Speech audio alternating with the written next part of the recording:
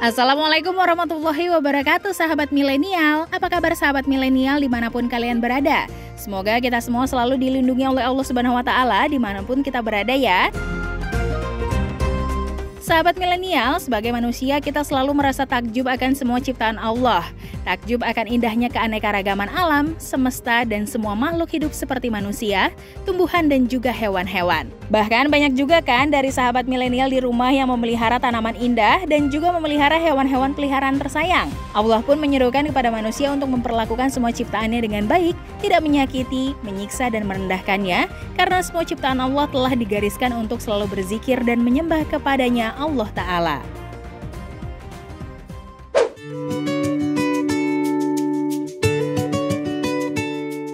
Sahabat milenial, tahu nggak sih binatang apa saja yang juga disayangi oleh para malaikat dan nabi-nabi Allah?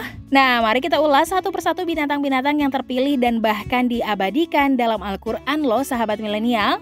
Tapi sebelum itu pastikan untuk klik tombol subscribe ya. Tentunya jangan lupa juga untuk klik like, komen, dan share juga ya sahabat milenial agar tidak tertinggal dengan pembahasan-pembahasan Islami ala muslim milenial.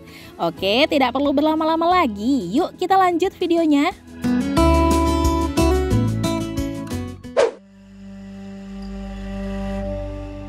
Sahabat milenial, dalam Islam hewan atau binatang seperti halnya manusia harus dihormati dan dipenuhi hak-haknya. Rasulullah SAW telah memberi contoh kepada kita mengenai penanganan dan pemeliharaan hewan.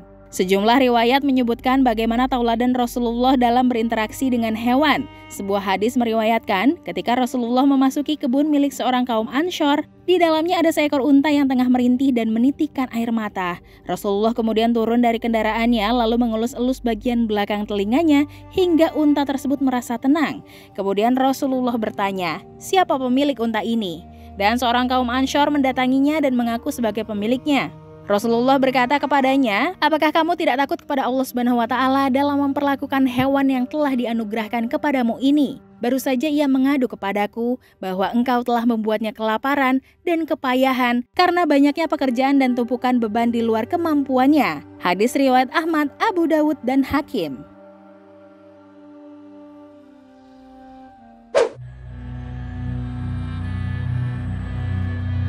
Sahabat milenial, unta merupakan salah satu binatang yang paling disukai oleh Rasulullah SAW dan juga malaikat. Rasulullah pun memiliki seekor unta yang sangat disayanginya. Ia beri nama Kashwa yang selalu menemani Rasulullah selama 11 tahun lamanya. Kashwa pertama kali menemani Rasulullah ketika ia hendak hijrah ke Madinah. Dan di sana pula Kashwalah yang menentukan di mana Rasulullah akan tinggal. Pada saat itu ketika Rasulullah tiba di kota Madinah, semua orang menghendaki agar Rasulullah bersedia tinggal di rumah salah satu dari mereka. Namun Rasulullah menyatakan akan tinggal di rumah yang akan dipilih oleh Kashwa, unta kesayangannya. Dan di tempat Sahal dan Suhail Kashwa berlutut. Kashwa juga merapatkan dadanya ke sebidang tanah milik Sahal dan Suhail tersebut. Masya Allah.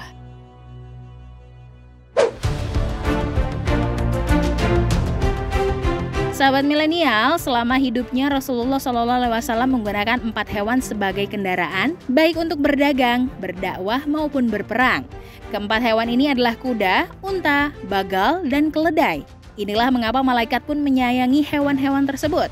Selain selalu menemani Rasulullah menyebarkan agama Islam, hewan-hewan tersebut juga selalu berzikir menyembah Allah Subhanahu wa Ta'ala. Sahabat milenial, kuda juga menjadi hewan kesayangan Rasulullah dan malaikat loh.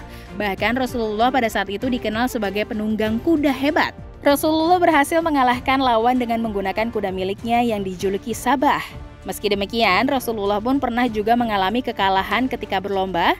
Pada awalnya Rasulullah berhasil unggul, namun kemudian Arab Badui berhasil melampauinya dan memenangkan lomba tersebut. Meski para sahabat Nabi kecewa karena kaum tersebut kala itu dikenal sebagai pribadi yang kurang sopan, namun mereka tetap menunggu reaksi Rasulullah yang ternyata tak ada sedikit pun amarah yang tampak di wajahnya. Beliau justru bersabda, "Sesungguhnya merupakan hak bagi Allah untuk tidak meninggikan sesuatu, melainkan kemudian hari ia pasti merendahkannya." Meskipun Rasulullah SAW adalah pemimpin yang disegani oleh umatnya, namun beliau sama sekali tidak merasa malu karena kekalahannya. Masya Allah. Sahabat milenial, tentu kita tidak asing dengan binatang peliharaan Nabi Muhammad yang bernama mueza. Dari sahabat Nabi, Ibnu Umar radhiyallahu anhu mengatakan bahwa Rasulullah bersabda, seorang wanita dimasukkan ke dalam neraka karena seekor kucing yang dia ikat dan tidak diberinya makan, bahkan tidak diperkenankan makan binatang-binatang kecil yang ada di lantai.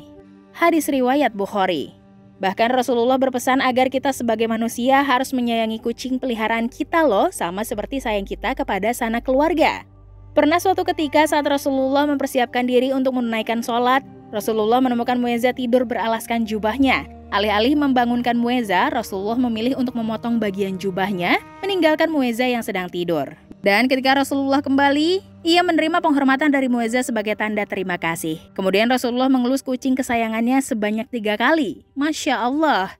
Salah satu kebiasaan mueza yang disukai Rasulullah adalah ketika mueza selalu bersuara atau mengeong setiap kali mendengarkan lantunan azan, seolah-olah sedang mengikuti suara azan.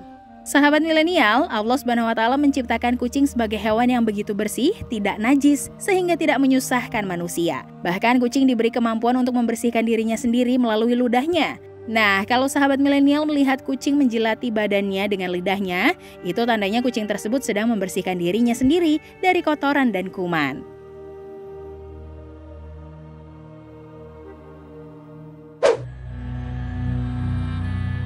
Nah, sahabat milenial, hewan yang terpilih selanjutnya merupakan hewan yang diabadikan dalam Al-Quran. Ia bahkan menempati surat tersendiri loh. Sahabat milenial pasti tahu binatang ini sering membuat kita kesal. Namun sebenarnya mereka memiliki keistimewaannya.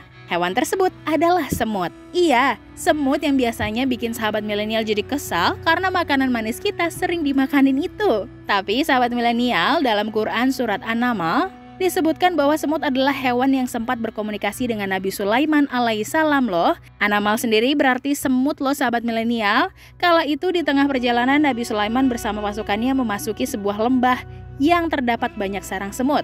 Semut-semut tersebut tentunya merasa khawatir akan terinjak oleh Nabi Sulaiman bersama pasukannya. Kemudian Raja Semut tersebut berkata kepada semut-semut lain. Hal ini diabadikan dalam Quran surat An-Naml surat ke-27 ayat 18, yakni, hai semut-semut, masuklah ke dalam sarang-sarangmu agar kamu tidak diinjak oleh Sulaiman dan tentaranya, sedangkan mereka tidak menyadari.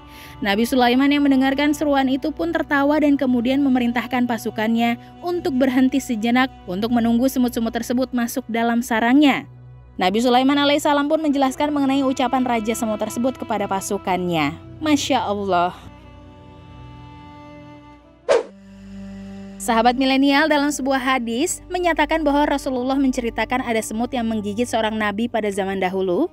Ia adalah Nabi Sulaiman. Lalu Nabi Sulaiman memerintahkan untuk membakar sarang semut tersebut. Kemudian Allah mewahyukan kepadanya, hanya karena gigitan seekor semut, maka kamu telah membakar suatu kaum yang bertasbih. Hadis riwayat Bukhari. Meski ia adalah Nabi alaihi salam, ia tetaplah manusia biasa yang dapat melakukan sesuatu secara spontanitas yang mungkin akan menjadi suatu pelajaran bagi kaumnya. Rasulullah pun menarik pelajaran dari kisah tersebut dan ia dengan tegas melarang semut dibunuh dengan cara apapun. Hal ini menunjukkan betapa semut adalah hewan yang istimewa.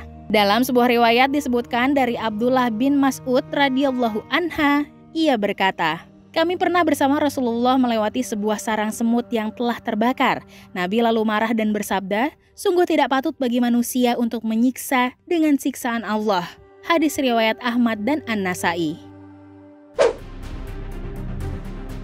Nah sahabat, kalau hewan yang satu ini pasti kita semua akan langsung teringat akan salah satu kisah Rasulullah yang sangat menegangkan. Hewan ini adalah laba-laba. Ya, betul sekali, itu adalah kisah di mana Rasulullah ketika itu dikejar-kejar oleh kaum kafir Quraisy untuk dibunuh. Rasulullah bersama Abu Bakar Asy-Syiddiq kemudian berlari menuju Gua Sur dan bersembunyi di sana. Atas izin Allah, laba-laba diperintahkan untuk segera membuat sarang di mulut gua untuk menutupnya. Saat itulah kaum kafir Quraisy berpikir bahwa Rasulullah bersama Abu Bakar Asy-Syiddiq tidak masuk ke dalam gua tersebut. Jika di dalam gua terdapat manusia yang bersembunyi, maka sarang laba-laba tersebut pasti akan rusak, pikir mereka. Akhirnya Nabi Muhammad SAW dan Abu Bakar Asy-Syiddiq selamat dari ancaman perbuatan keji orang-orang kafir Quraisy berkat laba-laba itu. Sahabat milenial pasti sering melihat laba-laba kan? Kita biasanya melihat laba-laba membuat sarang di ranting-ranting pohon ya, atau juga di sudut-sudut bagian rumah yang jarang tersentuh. Nah, sarang tersebut sebenarnya berfungsi untuk menangkap makanan mereka loh. Allah Subhanahu wa Ta'ala berfirman dalam surat Al-Ankabut ayat 41, yang artinya, perumpamaan orang-orang yang mengambil pelindung-pelindung selain Allah adalah seperti laba-laba yang membuat rumah, dan sesungguhnya rumah yang paling lemah adalah rumah laba-laba kalau mereka mengetahui. Quran Surat Al-Ankabut ayat 41. Sahabat milenial, hewan selanjutnya yang disukai malaikat dan juga nabi-nabi adalah seekor hewan yang identik dengan sesuatu yang berbahaya. Ia kerap kali meresahkan manusia. Hewan ini juga terabadikan dalam Al-Quran. Hewan ini adalah ular. Mungkin sahabat milenial bertanya-tanya mengapa ular termasuk hewan yang disukai malaikat, padahal hewan ini memiliki sisi identik merusak atau merugikan manusia. Tahukah sahabat milenial bahwa ular digunakan Nabi Musa untuk memusnahkan sihir di zamannya? Kala itu Nabi Musa alaihissalam dan Nabi Harun alaihissalam mengajak Fir'aun untuk bertaubat dan menyembah Allah Subhanahu wa Ta'ala. Tentu saja Fir'aun menentangnya dan menyuruh para penyihirnya untuk melawan mukjizat Nabi Musa. Saat itulah Nabi Musa membelah lautan dengan tongkatnya. Tongkat itu pun berubah menjadi ular besar dan memakan ular sihir lainnya.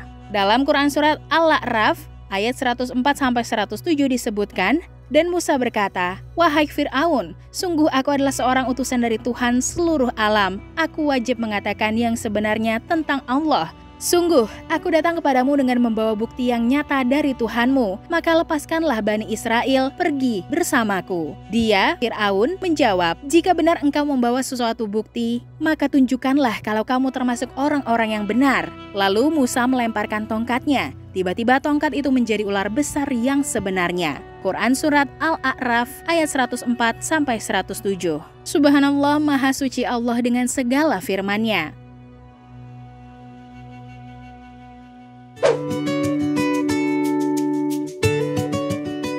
Sahabat milenial, tidak terasa kami sudah menemani kalian semua dalam episode Muslim Milenial kali ini. Al-Quran memberi manusia kekuatan untuk memperlakukan hewan dengan baik untuk tidak menyakiti dan merendahkannya. Hewan dengan semua ciptaan Allah bersama-sama menyembah Allah walau tidak dengan cara yang kita mengerti dan kita lakukan. Allah berfirman, "Tidakkah engkau, Muhammad, tahu bahwa kepada Allah lah bertasbih apa yang di langit dan di bumi? Dan juga burung yang mengembangkan sayapnya masing-masing sungguh telah mengetahui cara berdoa dan bertasbih.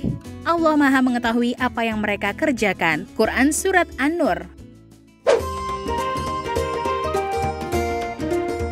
Sahabat milenial, izinkan kami undur diri dan sampai bertemu di episode-episode selanjutnya. Jangan lupa klik like, komen, dan subscribe. Akhirul kalam, wassalamualaikum warahmatullahi wabarakatuh.